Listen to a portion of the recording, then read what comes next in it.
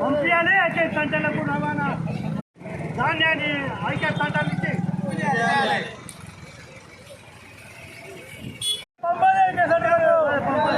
యజమానులతో మాట్లాడుకొని మిల్లు యజమానులతో మాట్లాడుకొని ఒప్పందం చేసుకొని లారీ కూడా రైతు గుండె పగిలే పాడి పంటలేక ఏమంటూ చెప్పనే ఏరువాక రైతు గుండె పగిలే పాడి పంటలేక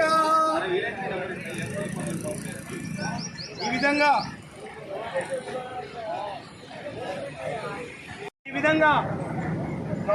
వాటికి 15 రోజులు 4 రోజులు అయితే నోటు వాటికి అది సెంటర్లు వచ్చినా కూడా 15 రోజులు అయితే మళ్ళీ ఐకేపీ సెంటర్లు ఓపెన్ చేసి 15 రోజుల ఓపెన్ల పేరు మీద కూడా మొన్న ఒక 2 లారీలు ఇంచి ఒక 2 లారీలు లాంచ్ పోయినాయి.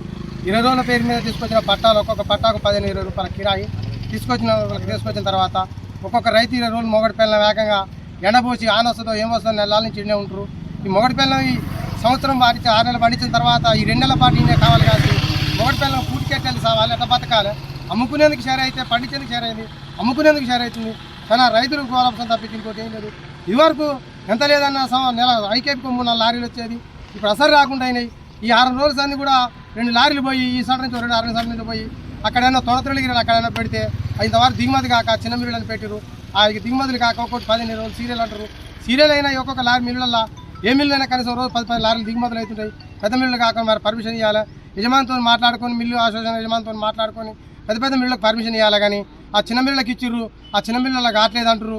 ఆ చిన్న మిల్లుల పచ్చి ఇది మాట్లాడుకుంటారు. అది మాకు అది జరగలేకుండా దీన్ని మాత్రం ఖచ్చితంగా ఖండించి వీళ్ళు మాత్రం ఐకేపీ సెంటర్లకు మిల్లు యజమానితో మాట్లాడి రోజుకో 4-5 లారీలు సెంటర్కి పంపిస్తేనే ఓట్లు అయిపోయే పరిస్థితుంది.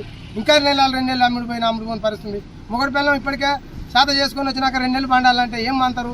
ఆ పొట్టకెట్టి వెళ్ళి వస్తుంది. 100 బస్తాలు పండించి రైతు ఉంటారు.